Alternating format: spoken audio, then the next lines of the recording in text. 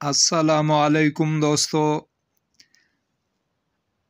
اللہ تعالی عز و جل کے فضل و کرم سے امیدوار ہوں کہ تمام بہنیں و بھائی خیر و عافیت سے ہوں گے۔ بھائی اور بہنوں، پیش کیا جانے والا اسکرین پر دکھائی دینے والا یہ عمل مبارک ان بہنوں کے لیے، ان بھائیوں کے لیے ہے جن کی اپنے گھر میں، اپنے پرائیوں میں، رشتہ داروں میں، عزیز و قارب میں حد تک کی جاتی ہو، ان کی بات پر دھیان نہ دیا جا رہا ہو، ان کی کوئی عزت نہ کرتا ہو، تو ان حضرات کے لیے ہے۔ اس عمل کی برکت سے لوگ جو ہے جھک کر ملنا شروع ہو جاتے ہیں، اور ہر انسان کی آنکھیں اس عمل کنندہ حامل حاضہ جو ہوتا ہے اس پر ٹک جاتی ہے، اور جتنی بھی انسانیت ہے وہ اس طالب علم سے، اس عمل کے کرنے والے سے پیار و الفت سے ملنا شروع کر دیتے ہیں۔ بس یاد رکھیں کہ اس میں اپنے جذبات کو کنٹرول کرنا ہوتا ہے، یعنی کسی کی بہت زیادہ ملاپ کی وجہ سے، اٹھنے بیٹھنے کی وجہ سے، بات چیت کی وجہ سے غصہ غالب نہ آ جائے، نہیں تو اکثر جتنے بھی تسخیر کے اعمال اثرات کے لحاظ سے، مشاہدات کے لحاظ سے دیکھے جائیں تو یہ کام کرتے ہیں، یہ چلنے والے ہوتے ہیں، پر ضبط کا مادہ کم ہونے کی وجہ سے اکثر و بیشتر جو کرنے والا ہوتا ہے وہ گالم گلوچ، غصہ، دوسروں کا مذاق اڑانا اس کا معمول بن جاتا ہے، فطرت میں وہ عنصر غالب آ جاتا ہے، جس کی وجہ سے تسخیر سلب ہونی شروع ہو جاتی ہے اور یہ کام کرنی مکمل طور پر چھوڑ دیتی ہے۔ لہٰذا ایسے اعمال وہ بندہ اختیار کیا کرے جس میں صبر کا مادہ قوی ہو، اور لوگوں کے بہت زیادہ ملاپ و الفت کی وجہ سے وہ صبر کر سکتا ہو، ضبط کا بندھن اس کے ہاتھ سے نہ چھوٹ سکتا ہو، اور ہر ایک کے ساتھ خندہ پیشانی سے اخلاق کے دائرے میں رہ کر مل سکتا ہو، تو ان لوگوں کے لیے ایسے اعمال اختیار کرنے چاہیے۔ انشاءاللہ یہ جو عمل آج پیش کر رہا ہوں اسے بغور سمجھے، ویڈیو کو تسلی سے پوری کی پوری دیکھا کرے، سنا کرے، تاکہ بوقت ضرورت، بوقت عمل رہنمائی کی ضرورت بھی نہ رہے اور کمی کوتاہی بھی نہ ہو، کیونکہ جہاں تک میری کوشش ہوتی ہے تو کوشش کر کے اعمال کو مکمل طور پر پیش کر دیتا ہوں، تاکہ کسی بھی حاجت مند کو نہ میری رہنمائی کی پھر ضرورت رہے اور نہ کسی اور کی۔ یہ عمل بہت ہی مجرب ہے، کئی ماہ تک میں نے اپنے معمول میں بھی رکھا تھا، کافی وقت ہو چکا ہے، پھر میں نے اسے استعمال کرنا ترک کر دیا، کیونکہ ضبط کا جو بندھن تھا وہ اکثر و بیشتر ہاتھ سے چھوٹ جاتا تھا، جس کی وجہ سے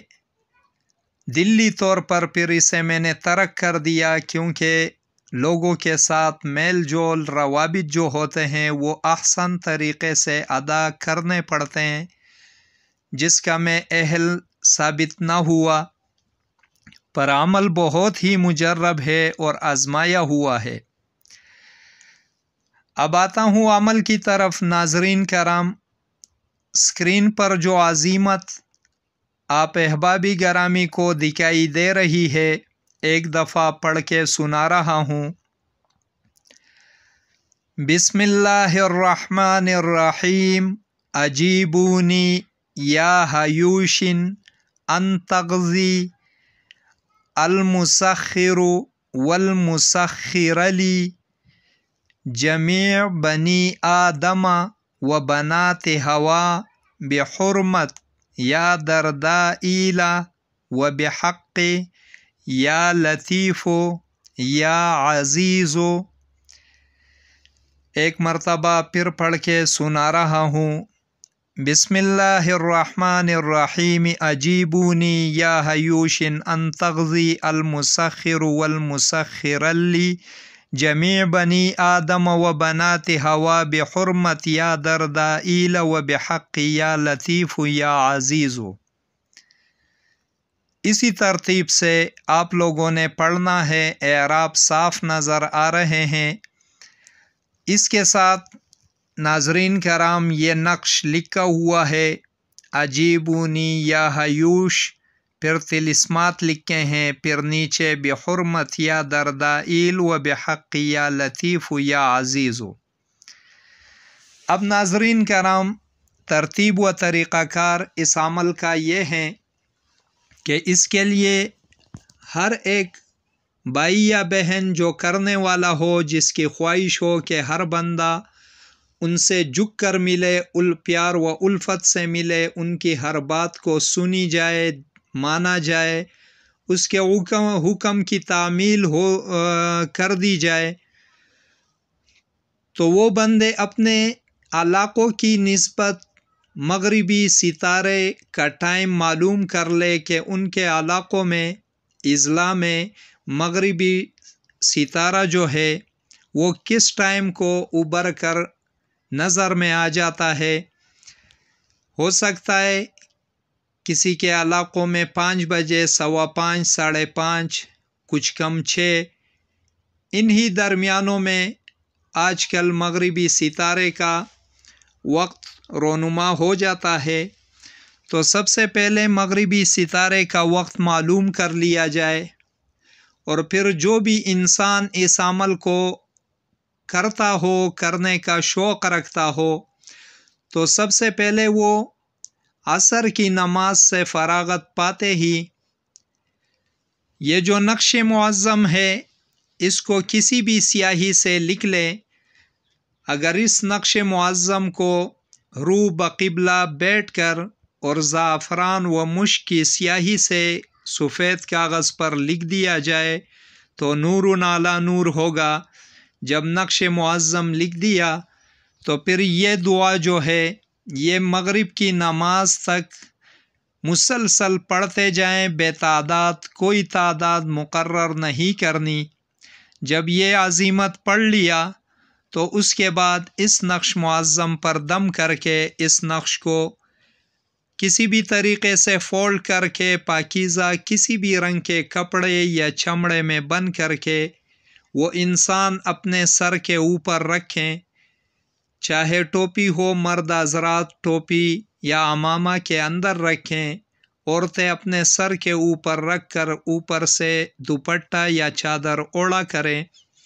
اگر ایسا نہ ہو